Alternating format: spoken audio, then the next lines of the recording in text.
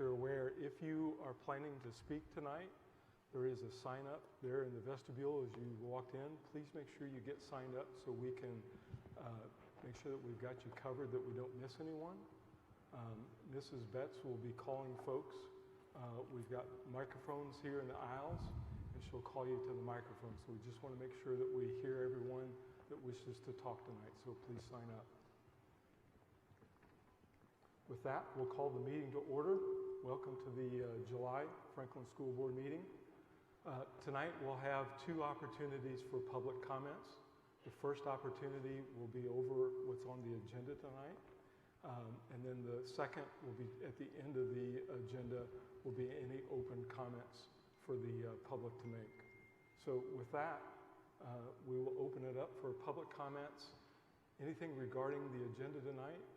If you have a comment, Mrs. Betts, if you would call the first person, we've got 2 minutes for you to come up to one of the microphones to provide that detail.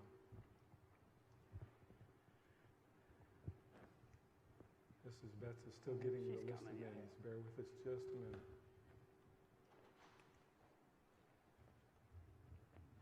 Thank you, Mr. Lamb. We do have one item to talk about that is related to the agenda. Jim ORourke, if you would like to step up to mic 1. Good evening, everybody. Parents and educators. A lot of leadership here. I just want to talk a little bit about masks. We've had a kind of, I guess, a rescinding of the masks, or leaving up to the option of parents. The issue I have with that is that the verbiage around it is very unclear as to when that could be reinstated. There's an IDOH guideline about what kids are going to have to wear masks, which ones are not, and vaccination status and so forth. It's very, very open, and I think it's very concerning to me that that's something that's still even an option in this day and age, when we've already seen what's happened with federally, what's happened with the masks, what we've seen with that are remedies for any of these conditions, and kids are not even close to being a risk for this, right? So why are we even considering masks at all? It just seems ridiculous at this point, after all we've learned, all the things we say we believe in science, that all of a sudden we're still going to hang on to that. It just seems ridiculous to me. I just want to also highlight that I'm concerned that this is going to now go from shaming of masks into shaming of vaccinations. And that's what I believe that chart's going to lead us to. We know someone's going to come knock at my door someday and ask me, right? That's a concern. But I don't want that happening to my kid at school. I can handle myself, but I don't want my kid shamed, and I give no consent whatsoever to my child being indoctrinated or given an injection, experimental gene therapy. I just want to say that right off the bat. So get my name down, because if my kid gets injected under your watch, then I'll be looking for manslaughter or attempted murder charges on all of you. Let's be clear. You think I'm kidding about that? So are we going to adopt the flow chart that the IDOH is giving out, where we're going to separate kids? Yes? No? We're going to talk about that tonight? We're getting into a really difficult spot here with coercion, and that's what what this is with the separating of masks versus no masks. So I want that clarified tonight, because I'm not going to have my daughter go to school and feel like she's going to be shamed into another part of the school because of she's not wearing a mask or she isn't wearing a mask, whatever. It's nonsense. We're past that at this point. We've learned for 18 months now that this is not even going to work. Who in Franklin is wearing a mask anymore? Anywhere. I mean, it's ridiculous. One last thing I just want to say. So I know that a lot of us are educated people, our respected doctorates up there, the advanced degrees. I just want to remind you, Matthew 10:24, that disciple is not above his teacher, nor a servant above his master. I say it because I perceive there are some people who won't approach this challenge as group. They may feel intimidated. I have no such concern. However, I remind you that we're all equal, not only in a constitutional sense, but what's given to us by our Lord Jesus Christ, and for him I give all glory.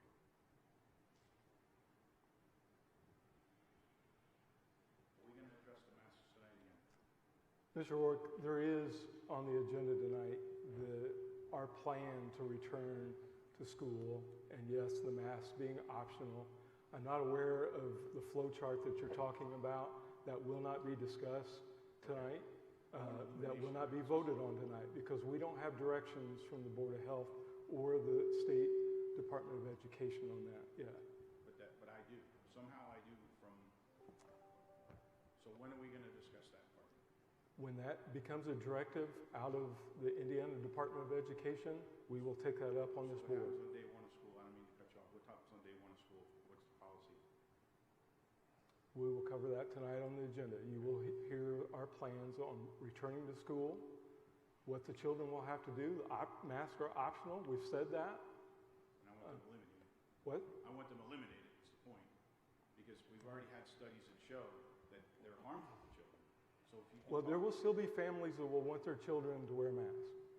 So that's all I'm going to say on that. So we can't say that we're going to eliminate them because there are some families that are on the other side of the... They can wear the masks, that's fine. But I think we're creating a situation where even if we say it, even if we hang it on the door, there's going to be some children feel like they're coerced to do it. Right? I have one. I can tell you right now, she's scared to death. Scared to death over the last 18 months. For no reason.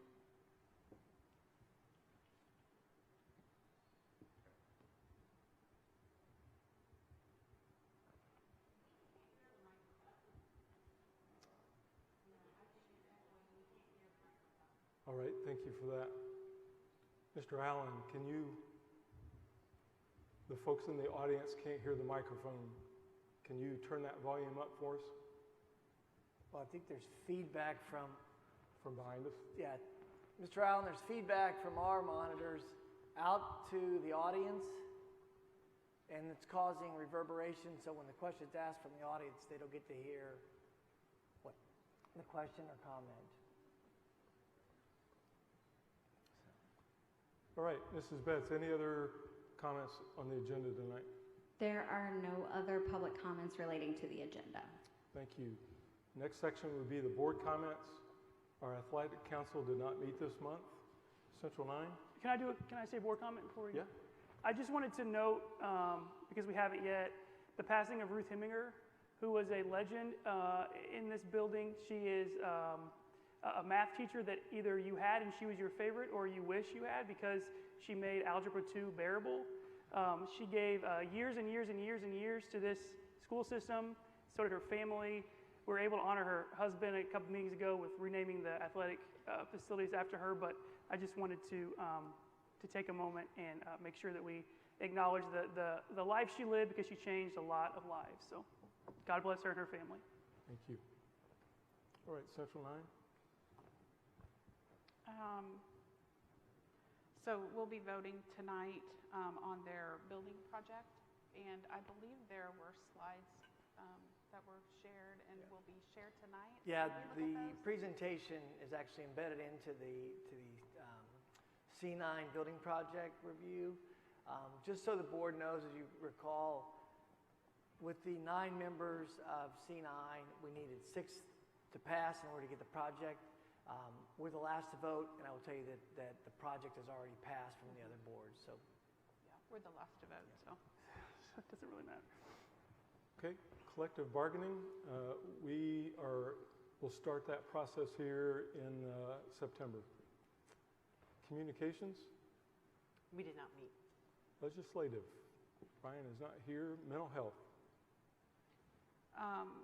we are going to get 2 more dogs with the ESSER grant money that we received. And then that we were supposed to meet tomorrow, but that's been canceled for the summer. All right. RDC. We did meet. The only update I have is that the county RDC is still looking towards expanding a TIF district for the county, which would kind of offset the city and might impact the schools down the road. So, but it's not a done deal just yet. All right. Superintendent's Strategic Council. We did not meet. We'll resume when school begins. All right. And then finally, Diversity and Inclusion. I don't think we met either. Did not We didn't meet. meet. Okay. Moving on then to our consent agenda for the month of June. I'll move to approve. Thank you, Christy. Do I have a second? I'll second. Okay, Becky. Christy, how do you vote? Yes. Becky? Yes. Brian? Yes. I vote yes, that motion passes. Moving on to July.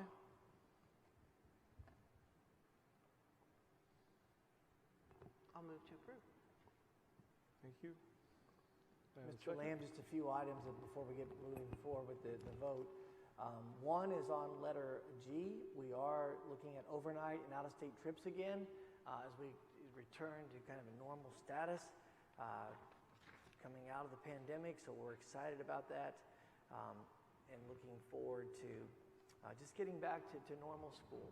So that's on the agenda for the first time in about 18 months. And then, Mr. Lamb, the health insurance premiums, I just wanted to provide a little more detail about that. Our health care premiums are due to increase by 3% in the open enrollment period starting in November. We are proposing that that we continue with last year's plan where we cover the 3% increase for the HSA plans, and the employee covers the increase for the PPO plans in order to kind of incentivize people to move to HSA, which is a cost savings to the district.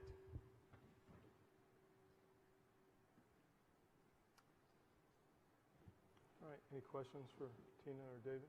No, but I have a comment. On the personnel report, Robin Betts is retiring after 40 years with Franklin Schools. I think that's right, which is a long time, longer than I've been alive.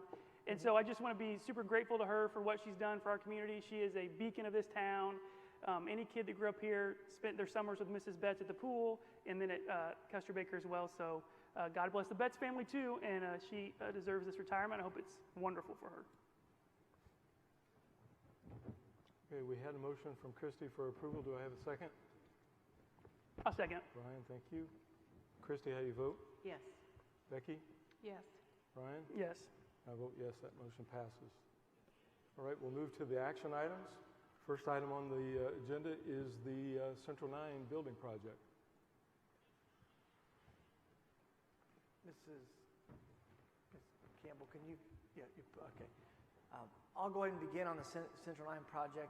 Over the last several months, they've been going through a feasibility study and looking at some program needs with regard to welding and also just some additional space as the CTE and vocational programs continue to grow.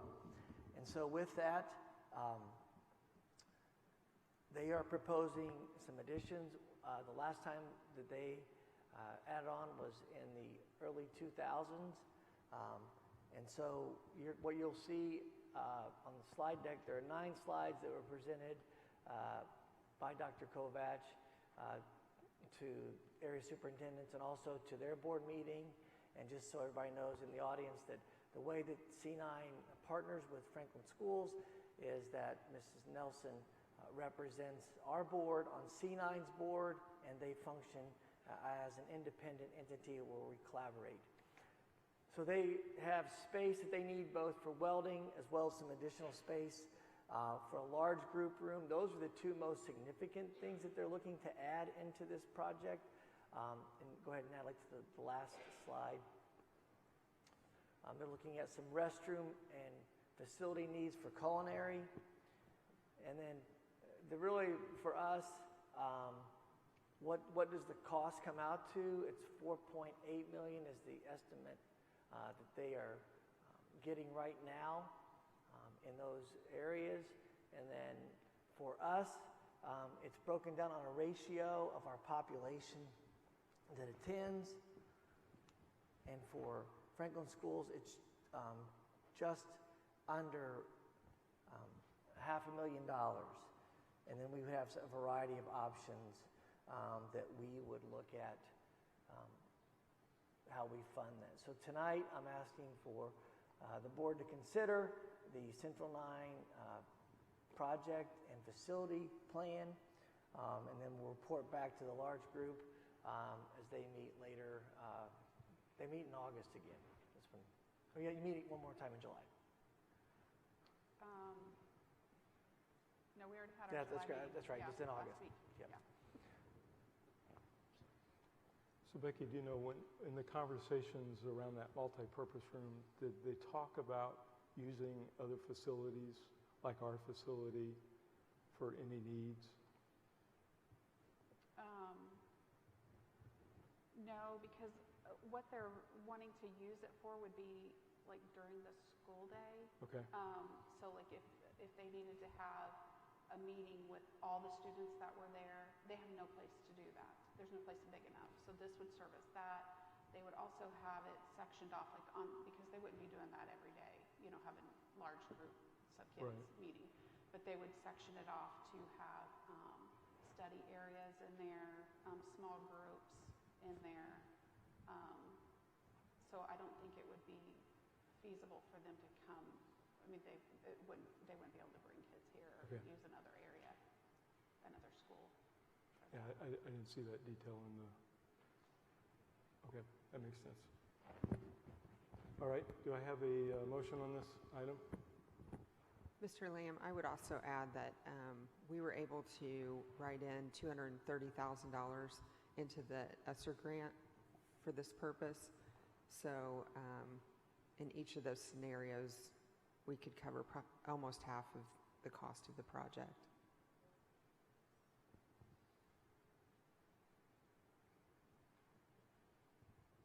All right, thank you.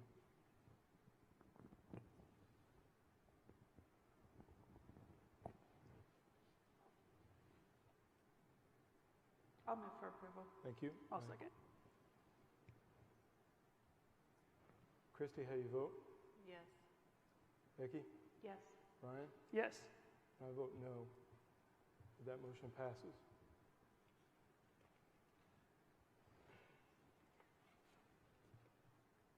Right, the next one we have is the return to in-person instruction plan. Dr. Worland could not be with us as she's in a conference with Mrs. Moran on teaming, but this was on the June board meeting, and this is with regard to the federal dollars that we're receiving from ESRA that we needed to have safe return to plan. This is consistent across the nation.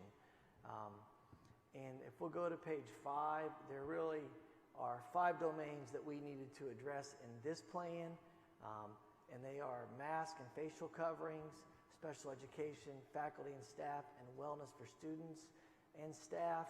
And our plan is written to reflect that in terms of where we're headed with guidance. Obviously, it is flexible in terms of where we're headed, but this provides requirement that's needed for our ESRA dollars.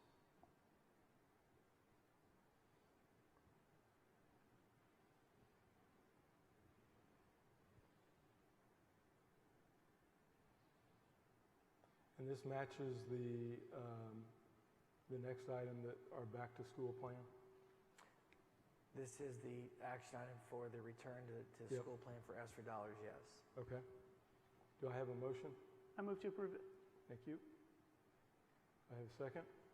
I'll second. Thank you, Christy. Christy, how do you vote? Yes. Becky? Yes. Ryan? Yes. And I vote yes, that motion passes. Right, next item on the agenda is our discussion, the back to school plan.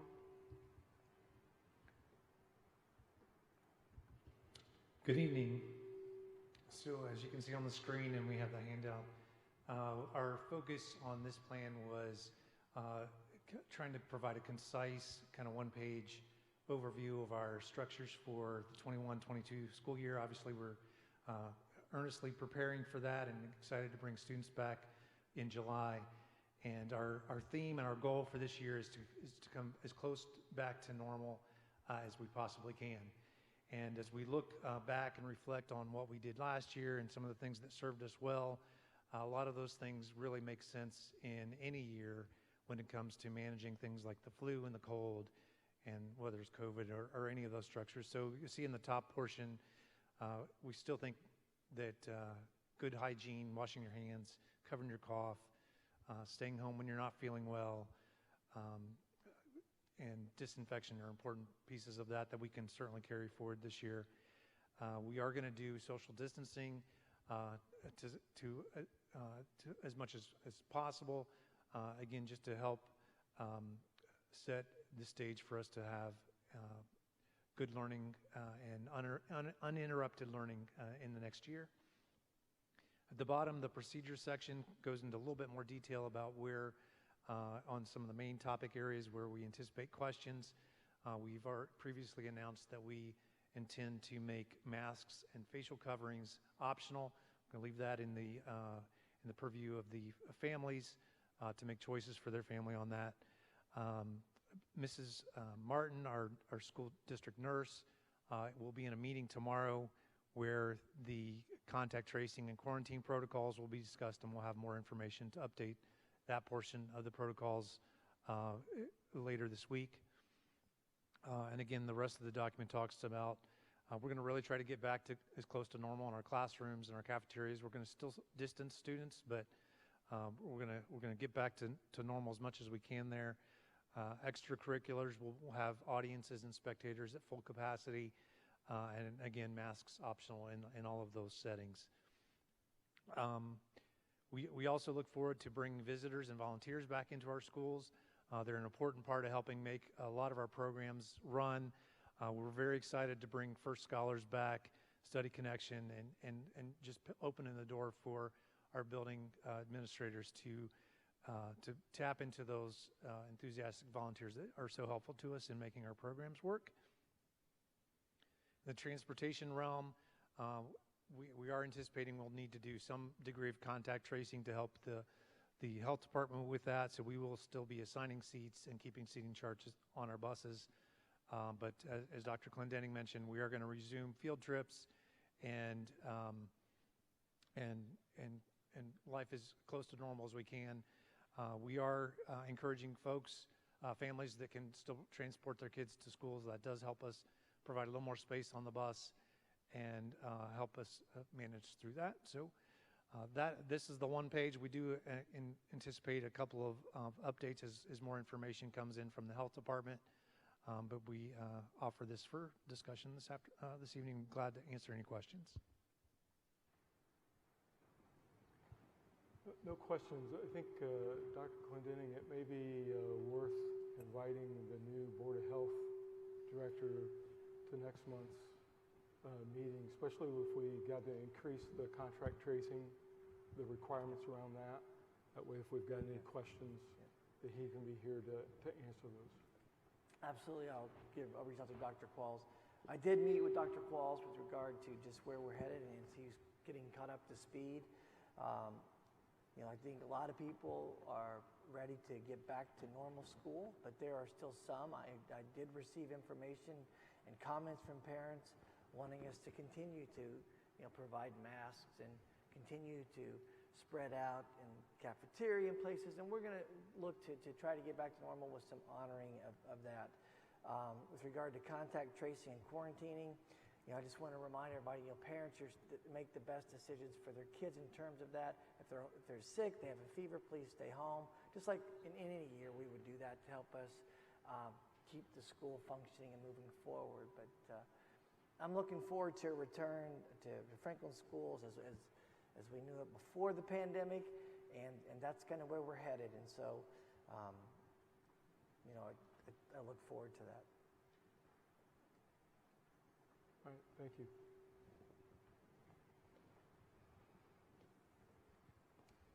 Okay, next section is the board administrative comments. Any comments from the board? Yeah, I'd just like to say it's nice to see the principals back. We haven't seen them for a long time, so hope you're all having a good summer. I think we just calculated that up. It's been, 18 months, Dr. Perillo said, so it's been a while.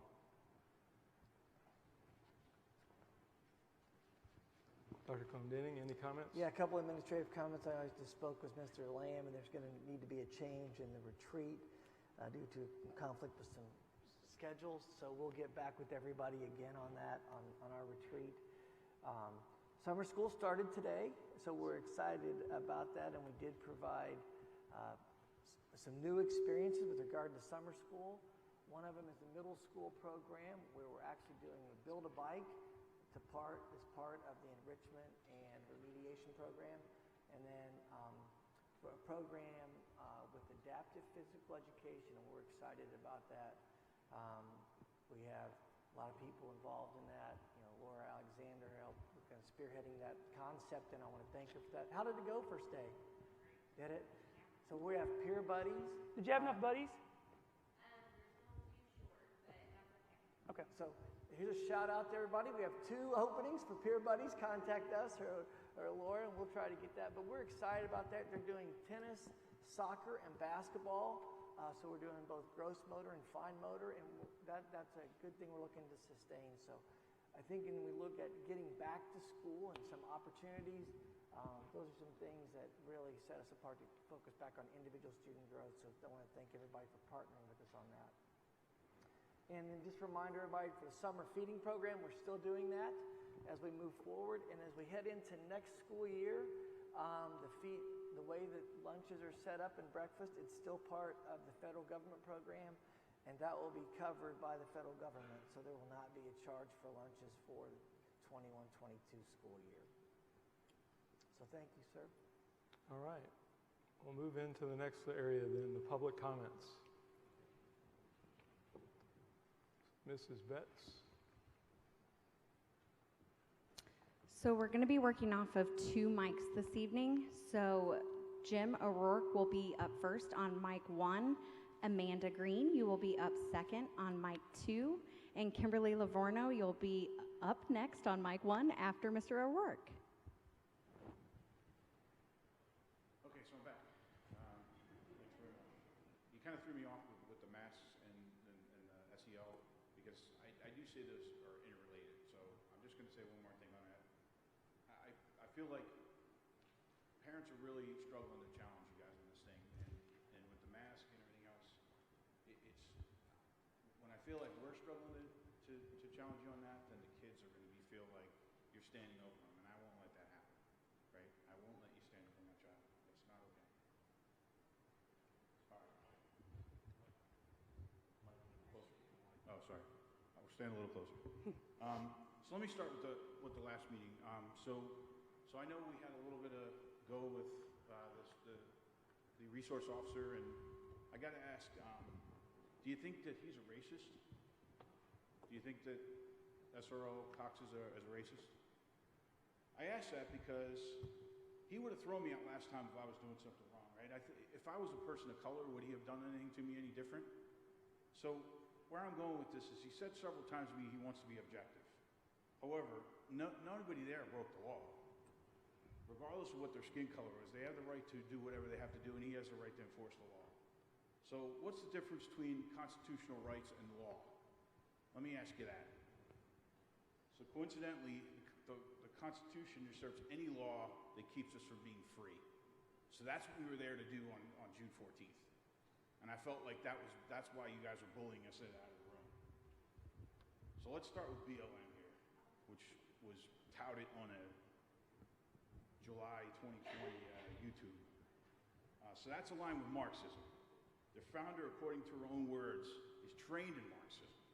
Meanwhile, Patrice Colors has bought 4 homes, all worth $1 million plus, to help her family. And what is that teaching our kids? That it's okay to do it sometimes and to be a capitalist other times? So your spouses that work has no value, and the government should dispense based on an individual needs. How's that worked out for people that have not agreed with the 6% to become 25% inflation? How's that worked out with the inflation rate, right? But I want to keep it to BLM tonight.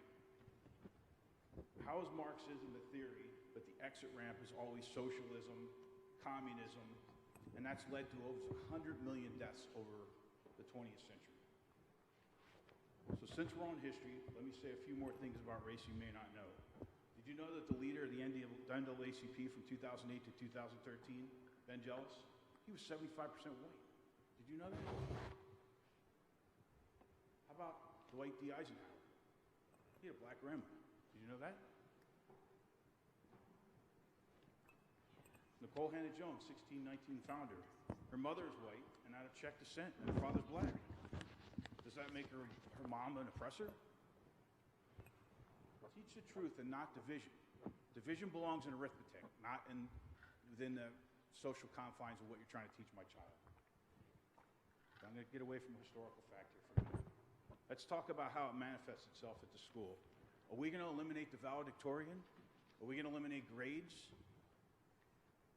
How will we say that everybody's the same and the same ability and turn them into government bodies that determine their path?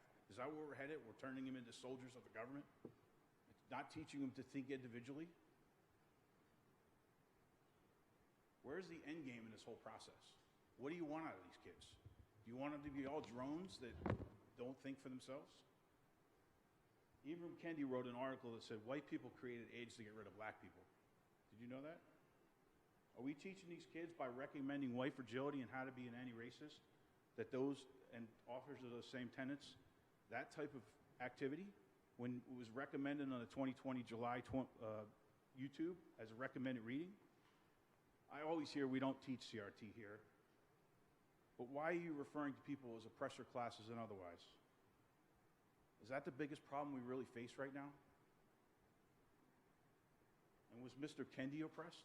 He was raised by two middle-class people that had a pretty decent job. He has several degrees like some of you. Same opportunities as the former president. Same opportunities as the vice president we have. So where's the oppression? Dr. Spray said it a few weeks ago. It's only taught in law school. But yet, here's the NEA espousing that this is going to be taught in our schools from K to 12. So how is that going to manifest itself in the school?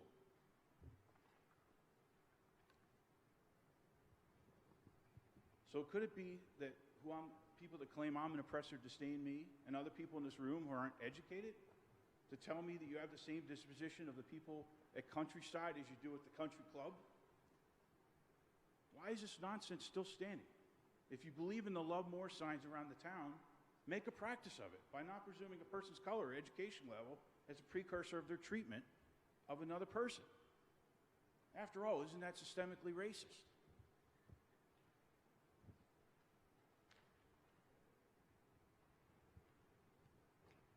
The timer's not doing anything. Thank you, sir.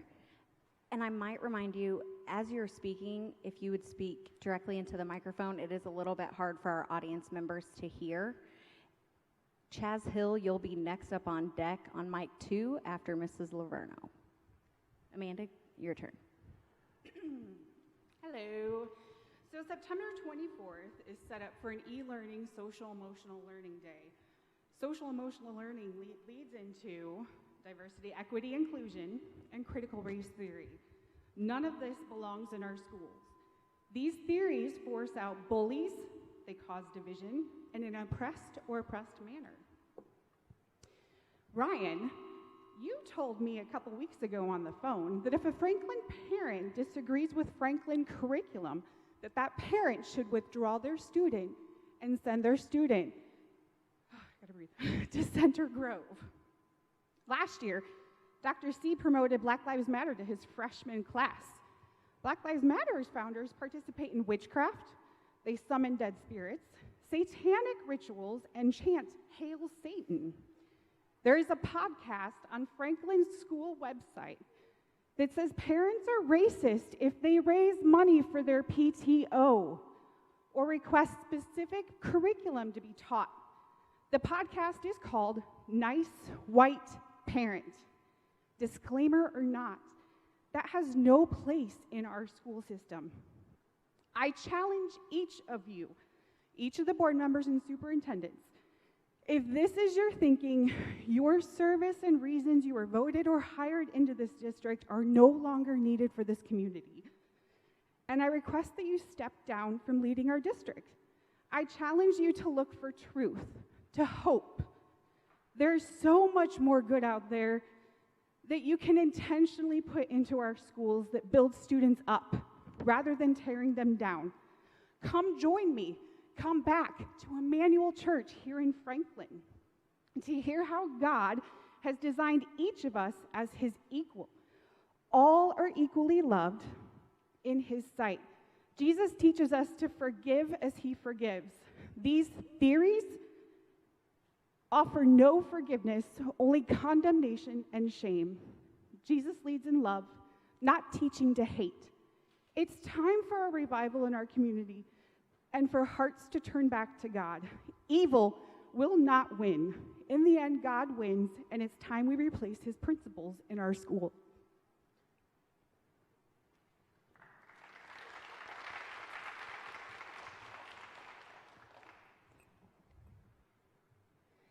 Hello, my name's Kim Livorno. First of all, I teach my child morals. That's between God and I, not you. S, social and emotional learning, applied educational neuroscience framework, process of the nervous system, development in which children and youth begin to build, acquire, and apply the knowledge, skills, and attitudes. Translation, SEL is a psychological manipulation of our children to adopt a radical CRT ideology and teaching children to adopt a radical lens. Most importantly, this is a theory, and it is not evidence-based curriculum. Franklin Community Schools is using CASEL principles to drive SEL in the 2021-2022 curriculum. CASEL YouTube video by Karen Niami, President and CEO, and her team, June 12, 2020. A takeaway from the video, moving towards transformative SEL, where students critically analyze social political forces and take action to fight injustice. A far left political agenda. Karen Naomi, President and CEO of CASEL, announced in December of 2020, CASEL revised its definition of framework for SEL to highlight the value of SEL as a weapon for social justice, another far left political agenda. One of CASEL's founding partners is Novo Foundation. Novo focuses on abortion, LGBTQ, and left-wing economics. Note, Franklin Community website, children's books that support conversation of race, racism, and resistance. Click on the virtual library of 11 books and read aloud. Right here it tells you, take directly to the virtual library of Black Lives Matter. This is on our website for children of resources. A cartoon picture with Black Lives Matter sign is front and center. Make no mistake, Franklin Community Schools is using SEL to backdoor CRT with the left-wing political agenda. Note, CRT violates Title VI of the Civil Rights Act of 1964. Students K through 12 cannot be taught or asked to participate in a controversial political social groups that promote flawed ideologies to academic instruction. Dr. Clendenning, you and the entire school board need to step down for indoctrinating our children with this left-wing agenda. School board, note, this will be exposed and all of your voters will be given this information. Thank you.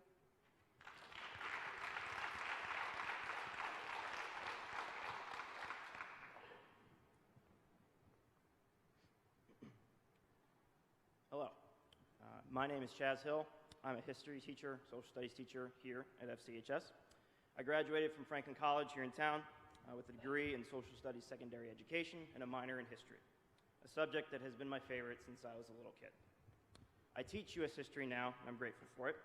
As I told my students on the last day of school this year, a few weeks ago, U.S. history is a rose with beautiful petals and painful thorns.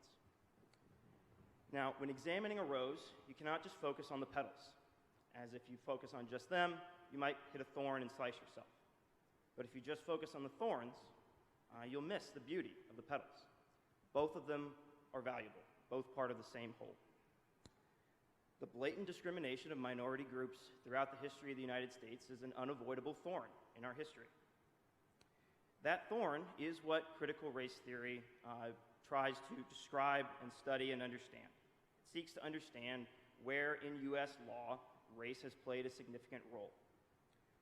CRT is not studied in our U.S. history classes. I know because I teach U.S. history here. Now, why is CRT brought up right now? It was chosen because it sounds divisive. It was chosen to spark culture war arguments between us. It was chosen because it performed well in focus groups. Mentions of CRT have exponentially grown since March of this year. Before March, it was hardly mentioned on any media corporation or news site. It's performed well in those focus groups, just like the satanic panic of the 1990s and the war on Christmas more recently. It's no different than the Red Scare. I would know that because I teach that too. If we tried to avoid topical things and avoid conversations that are, troublesome and things like that, it's indoctrination. It's not education. And I got into this career to educate, not indoctrinate. Thank you.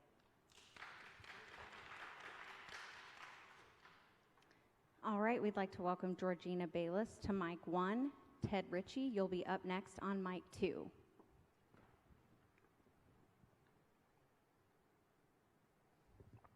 I'm not here to argue at all about whether we are teaching CRT or even what CRT is, because we can play all the verbal gymnastics we want to, and that's not going to change anything. What we need to do is look and see what is actually available as resources on Franklin's website. So one look at the diversity inclusion website, the resources, leaves no doubt about the leadership and what they think that the agenda. If you have any doubt of everything that's on there, and I'm only going to scratch the surface of whether or not skin color is the central factor in a person, look at the resources. If you don't know what's there, you need to look. I'm going to summarize just a few of them. And the other thing I want to say is, not necessarily does it say it's being taught in the classroom, but they're there as resources for teachers and students and parents. So if they are there, you have to assume that any teacher who wants to has the green light to use these resources in their classroom. First resource down is prejudice, or excuse me, definitions. Two of them that really stood out for me. One, prejudice. A prejudgment or unjustifiable and unusually negative attitude of one type of individual or groups toward another group and its members. Such negative attitudes are typically based on unsupported generalizations or stereotypes, notice this, that deny the right of individual members of certain groups to be recognized and treated as individuals with individual characteristics. Listen to the next one, privilege. Unearned social power accorded by the formal and informal institutions of a society to all members of a dominant group, for example, white privilege, male privilege. So when we want to talk about prejudice, we want to talk about individuals. But when we talk about privilege, everybody collectively in that group is expressing white privilege. You can't have it both ways. So in other words, by virtue of my skin color, this resource on Franklin's website says that I am inherently racist and I can't do anything to change the culpability of my white supremacy. Under articles, there are 4 articles only. They are either talking to white families or they are talking about racism. Under books for children, I can click on the live link for a book called Wings. That takes me directly to a video, a read-aloud video. First thing I see is hashtag woke read-alouds. Second, hashtag Black Lives Matter. I'll see the person reading it has a Black Lives Matter shirt, and in the background on the wall is the words Black Lives Matter. Not only on the virtual library that Kim was talking about are the 11 books, 3 of them are about Black Lives Matter, but one link doesn't even take you to a read aloud book for kids. Did it go out?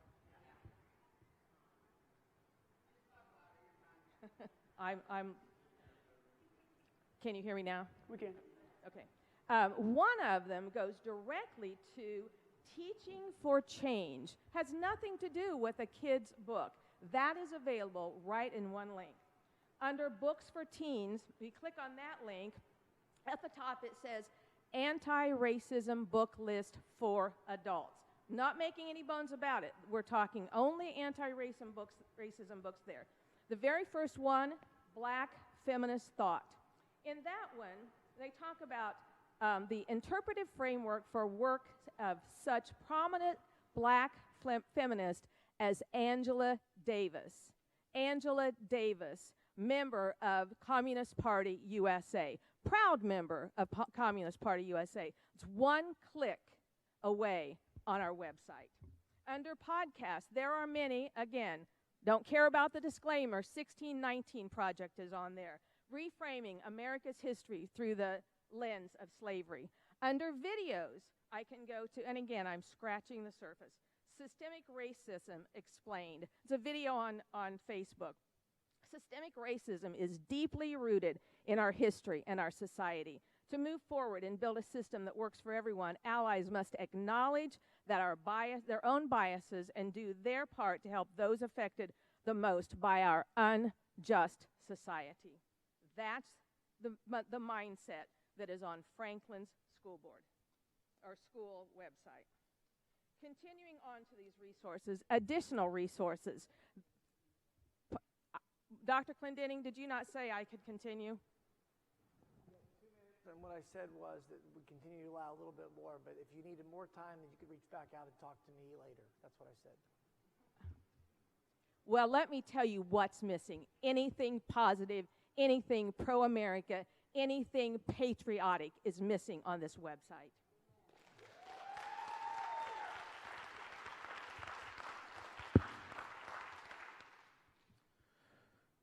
Thank you. My name is Ted Ritchie, and I hope my microphone doesn't cut out as well. Say on the far right, we have Mr. John Young. Thank you for being here. Representative here in the State House in District 47 from 2016 to present. I'm reading here from Todd Rokita's Parents' Bill of Rights. It says, the General Assembly has established certain mandatory curriculum under Indiana Code, I'll spare you the numbers, that includes morals and good citizenship instruction aimed at promoting qualities of honest morality, respect for others, respect for authority, obedience to the law, respect for the national flag and Constitution, and lessons that tend to promote and develop an upright and desirable citizenry. Also, it says, pursuant to Indiana Code 2030-517B, certain curriculum cannot be taught without parental consent. Curriculum and instruction related to a personal analysis, evaluation, or survey that is not directly related to academic instruction and that reveals or attempts to affect the student's attitudes, habits, traits, opinions, beliefs, or feelings aimed toward human sexuality, religious practices, and political affiliations are all examples of curriculum needing prior parental consent. Says that parental consent determinations on curriculum not directly related to academic instruction will first be made by the school curriculum. I'm sorry, getting off topic here. It also says students cannot be asked to participate or express their personal feelings regarding controversial political groups and politically affiliated social groups unrelated to academic instruction in a K-12 classroom without parental consent. Politically affiliated groups will always require parental consent. I'm sitting here looking at the Franklin Community Schools website that's run by Kimberly Sperling, the Director of Mental Health. This whole thing deals with LGBTQ plus topics here. It's kind of slid in underneath mental health concerns, as well as it says the DePaul University Trans Inclusion Dictionary. If you guys were to read through that, I can't say some of these words that are on there in public. This is not a curriculum that is approved whatsoever, and to my knowledge, there hasn't been any attempt to get parental consent. I don't know why it is you guys aren't following code. but I do know that we've attempted, I believe 3 times now, to get the curriculum. It's falling on deaf ears. I don't know why this should be so hard for us to attain from you. And I know we have a meeting coming up with you on the 22nd there, Dr. Clendenning. So we would like that information. So with that, I'm going to relinquish the floor. Thank you. One other thing I do have for any parents that are out here that aren't familiar with the Parents' Bill of Rights, I have a little form here that has a QR code. You can immediately pull that up if you need it. I have several of these to hand out. Thank you.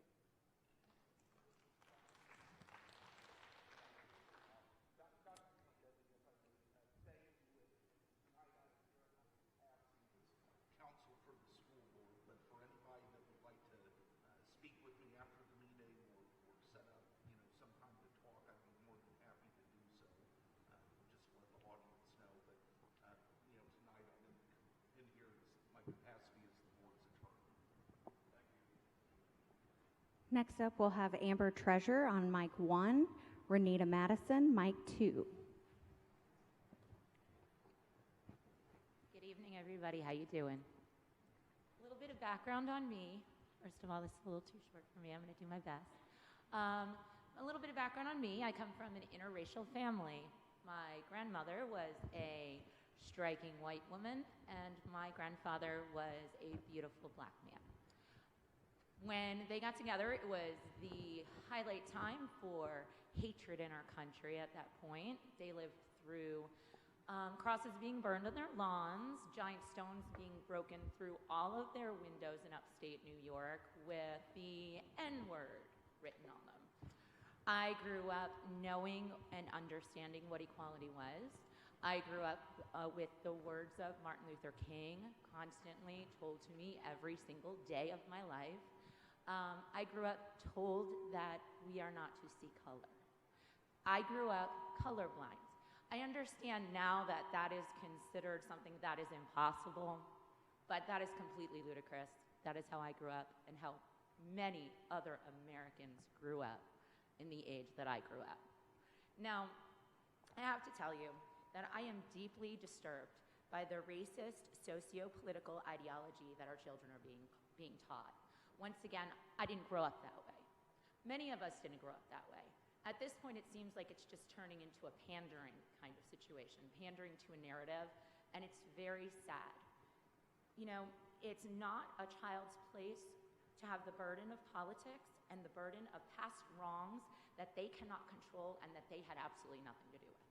Our children do not need to be programmed that they are not racist because they're not racist. They don't need to be taught to denounce their whiteness because that isn't even an issue. They're children who love other children.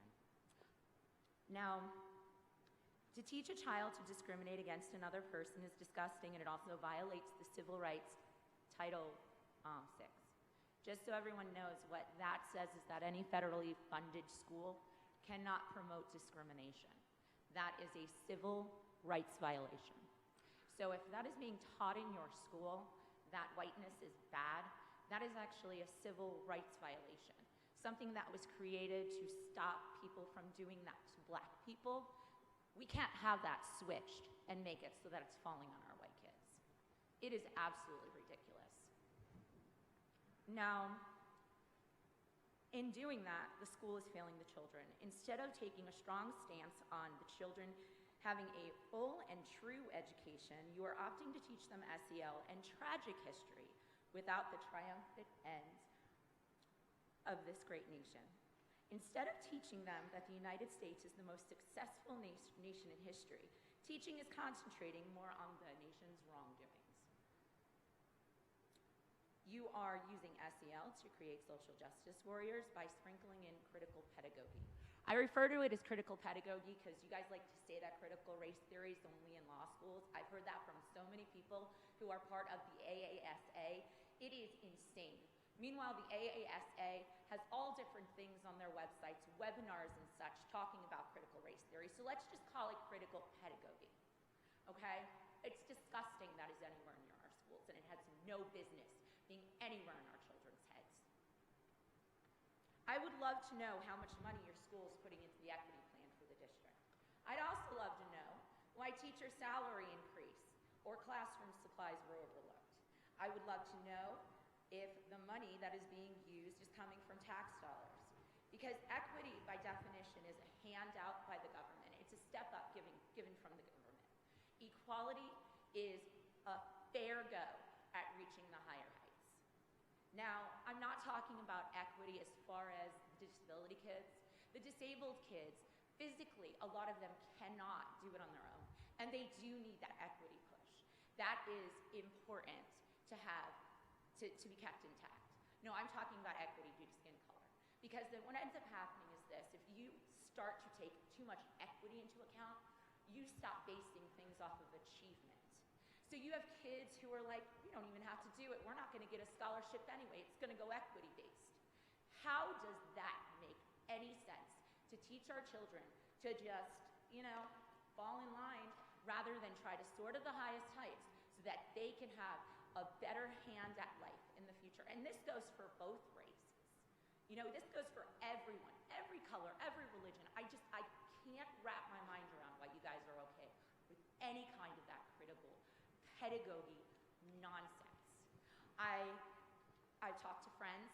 I've seen the pictures in the school with the BLM posters up on walls in Franklin schools. I've heard administrators denounce their whiteness. I've seen it in other schools also. And to be very honest with you, to have administrators do that, what that's telling their children, because administrators can be core models for our children, okay? That's telling our children to denounce their whiteness. Who do you think you are? Any of you. Your time is up, ma'am. Thank you for your time. Okay, well, before I leave you, I'd like to just leave you with a little bit of Martin Luther King, okay? First off, man must evolve for every human conflict a method which rejects revenge, aggression, and retaliation. The foundation of such method is love. I refuse to accept the view that mankind is so tragically bound to the starless midnight of racism and war that the bright daybreak of peace and brotherhood can never become a reality. I believe that unarmed truth and unconditional love will have the final word. And then the biggie, the goodie that everyone should be listening to right about now with all of this socio-political nonsense. I have a dream that my 4 little children will one day live in a nation where they will not be judged by the color of their skin, but by the content of their character. Thank you very much for your time.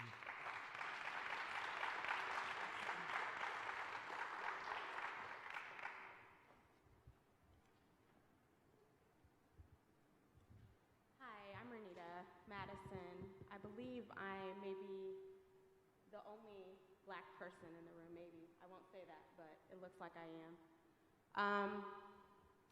I'm a little disappointed as a student who has grown up here in Franklin, Indiana. I really enjoyed being here. I really enjoyed growing up here. I really enjoyed my childhood here, my high school years. I really did. And one of the biggest things that I enjoyed most about Franklin was its ability to have unity. And right now, I see that we are in a really tough time, and we have some opportunities. But I would hope that we could get back to unity, because right now, all I see is anger and disappointment as to basically our own personal beliefs and not including and unifying everyone and all their differences. We talk about love, but all I've seen here today is criticism, nitpicking, not really truly seeking to understand one another, quoting people, ignoring the time on the clock, breaking the rules. We've got to do better. We've got to. This is not fair to the children of this community, as I was one. And I would hope I would even raise my children here, but not if it's going to be like this. So I would hope that everybody can get together and unify and come to some type of compromise or agreement on what we're going to teach all of the children here in Franklin. not just some, but all of them.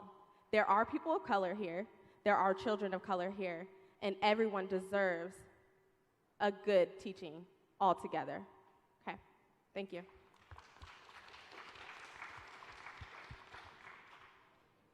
Our last scheduled speaker of the evening is Jason Cole on mic 2.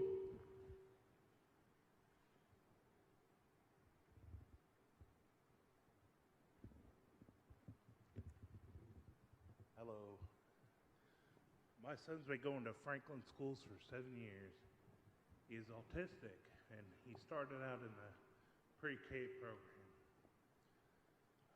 I've never been so disappointed in the school's choice to put some of the stuff they put on the website, critical race theory. It's like if I were to walk around and want him called retarded. I hate that word. Just like I'd hate to be called racist just because I'm white. I'm definitely not. I've met some great teachers and great students. I even have more people that I'd recommend to go to Franklin School if I had a choice, until I saw the critical race theory stuff on the website. It's sickened me. It's not that I'm anti-black. It's not that at all. It's just, why do we have to teach division like that? Just like me walking around wanting my son treated just the same as anybody else. I want him that way. And so far, he's been treated that way. But I don't want him treated like he's autistic just because he's autistic. Just like I'm sure the black people don't want treated like they're black just because they're black. That's my theory on this whole critical race theory crap. I wish it'd go away, and it saddens me that it's part of the school system. And if I had to, I'd pull him out. And that's the saddest thing I've ever had to say about Franklin school districts in the last 7 years of him being part of the school. It's been a great school system so far, but I wish that every board member would take into consideration and not let this be part of our curriculum.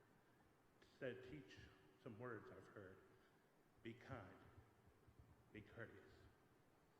Simple as that. Thank you.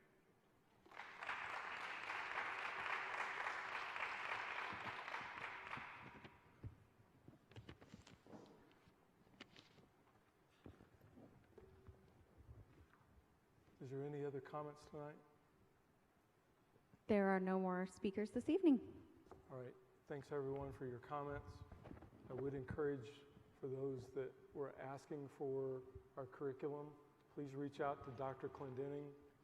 I know that some of those requests were for last weekend, and folks just weren't available to come in on the weekend to get you that information. It wasn't that we're not trying to give that to you. We just need to have reasonable requests to provide that data, to share that information. So thanks again for your time. With that, I'll adjourn the meeting tonight.